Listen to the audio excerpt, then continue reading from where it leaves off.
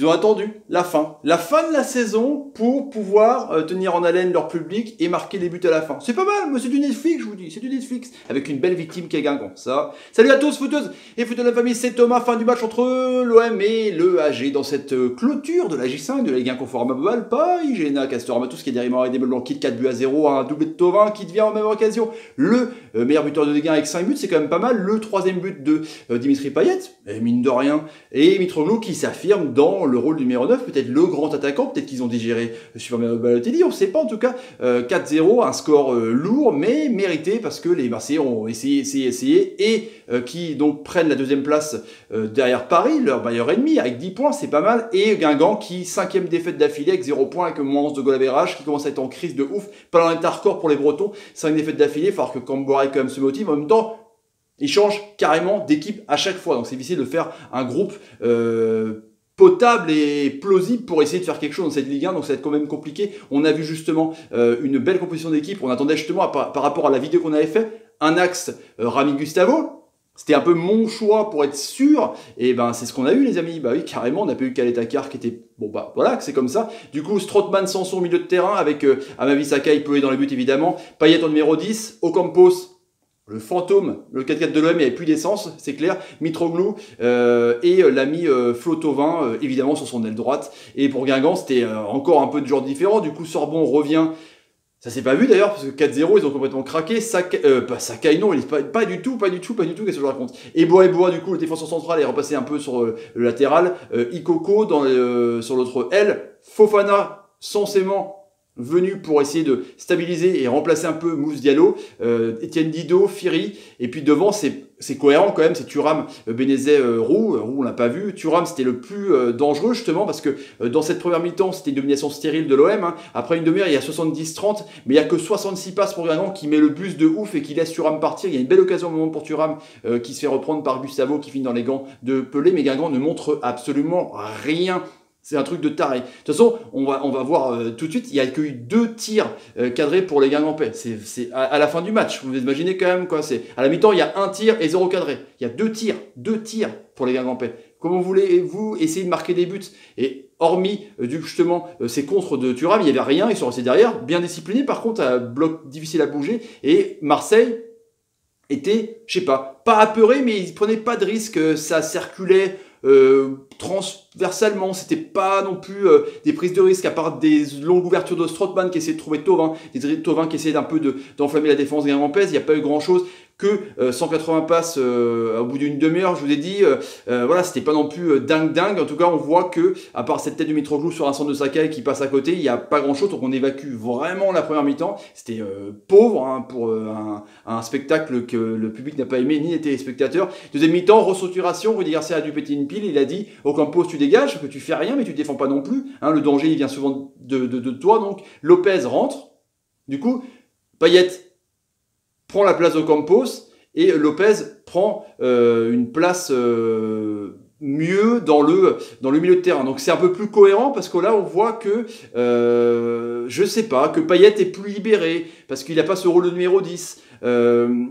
On joue pas forcément pour lui. Et son but qui vient, c'est un peu un but justement de d'ailier qui rentre avec son lob qu'il essaye. Je sais pas, il était beaucoup plus libéré, j'ai trouvé un peu mieux dans ce rôle, peut-être à avoir cette triplette, Mitroglou, Payet, Tovin, pourquoi pas en tout cas. Mais Lopez, dès qu'il est rentré, c'était vraiment assez énorme. Justement, il fait des ouvertures, c'est un peu lui qui décide, alors qu'on critiquait ce que c'était un peu faible, mais en tout cas, franchement, il a des bagages techniques de ouf. Et du coup, Strootman qui protège bien le milieu de terrain, qui met des coups, qui met des longues ouvertures, c'est quand même la classe. Sanson est un peu plus haut et peut proposer aussi avec Lopez. Donc Marseille joue plus haut et elle a l'air plus motivée. Et on voit justement que ça commence avec un poteau de Mitroglou qui est vraiment pas en veine, mais qui essaye. Il a du poids, c'est le cas de dire par rapport même à son gabarit, mais en tout cas, il est intéressant. Et ensuite, il y a une ouverture bizarre sur une touche, après donc c'est remis par Rami, après Eboa la ressort, et puis Tovin, tac, c'est un jeu de dauphin, pim, il met une petite tête, et c'est Lobé Johnson, il libère le vélodrome, c'est 1-0, c'est magnifique, et donc Guingamp tu le sens un peu abattu à partir de ce moment-là, parce que Marseille bouge, Marseille pousse de ouf, Guingamp défend, mais tient le coup, hein, franchement, comme je vous dis, Strootman continue à aiguiller le jeu au milieu de terrain, Lopez continue à faire à peu près le meneur de jeu, Thauvin dribble, vraiment, il fout la défense, Guingamp pèse, les côtés ont vraiment peur, que ce soit Ikoko, que ce soit même Eboa quand l'ami Thauvin permutait, c'était assez taré, et ensuite ils vont encore une fois vraiment craquer, là en 10-12 minutes là sur une remise de Sorbonne dans l'axe, paf, Payet tente un coup de génie, franchement, comme j'adore. Il fait un plat du pied enroulé, ça lobe Johnson qui touche un petit peu 2-0. Et là, pareil, 2-0, c'est encore cuit, quoi. Et Guingamp, quand même, c'est inquiétant parce que sur les 9 derniers matchs, les 9 déplacements en Ligue 1, 0 défaite. C'est quand même une série de dingue, hein, franchement. Et ensuite, Guingamp avec Johnson recule un peu l'échéance sur une belle frappe de Sanson, il fait une belle parade, et puis après Strootman encore en contre-attaque, encore qui arrive à faire une longue ouverture, ça il le fait bien pour Thauvin, super contrôle porte-manteau orienté, et là il a fait sa spéciale Flo Thauvin Robben, hop il s'enroule côté gauche, paf, enroulé 3-0. Voilà. La feinte que Robben a fait toute sa carrière et que Thauvin fera toute sa carrière, mine de rien ça marche chaque fois, il le maîtrise tellement bien ce truc là, c'est assez incroyable, et puis en plus Payet 3 minutes plus tard, trouve Mitroglou et il n'a plus qu'à ajuster tranquillement l'ami Johnson, le pauvre, qui va prendre les ballons dans les filets. Encore 4-0.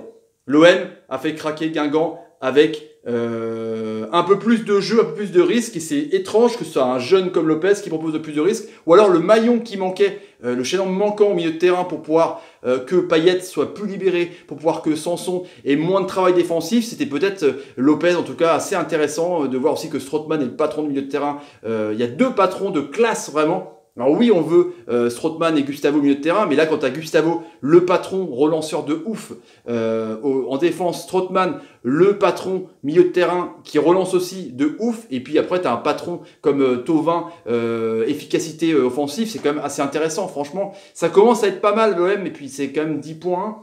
J'aime bien le côté où Garcia change à la mi-temps, il commence à vraiment prendre le pli du club de l'OM, c'est vraiment intéressant en tout cas. Et bah pour les stats, 545 passes, 356 passes pour les Guingampais, qui était à 90 passes à la mi-temps, on voit, c'était faible, hein, c'est très faible, on était sur des bases de moins de 200 passes, et bah du coup ils ont un peu plus joué avec l'entrée de Coco, c'était un peu mieux, j'ai trouvé que c'était un peu plus fluide.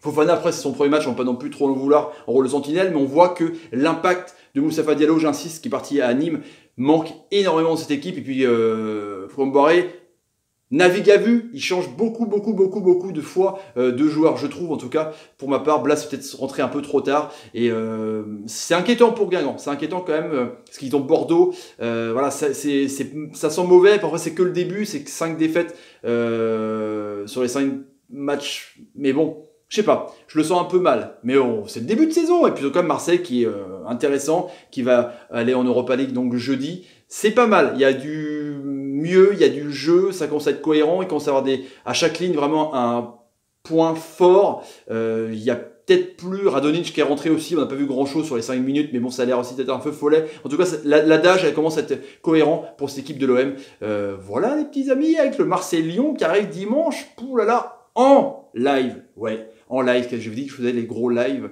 les gros matchs aussi de Ligue 1. Donc en live sur la chaîne de Bavard Foot, dimanche 23. Ça va être bien, moi je vous le dis. Allez les amis, si vous avez envie de la chaîne, n'hésitez pas. Tapez sur Magadash, partagez la vidéo sur Facebook et Twitter. Et suivez-moi sur Twitter et Facebook, carrément. Mettez des commentaires sur ce qu'on pensait un peu de cette prestation de l'OM qui était bien en deuxième mi-temps. Et Guingampais qui commence à être un peu craignos du boudin. Les petits amis, mettez des pouces quand l'ami Dimitri Payet faut des bonnes passes. Merci Dimitri, t'es un génie pour ma télécommande. Elle est là. Et je vous dis à demain pour On parle Ligue 1, on va revenir là-dessus. Et ouais, salut et salut. Ça commence à être pas mal l'OM. Pas mal du tout.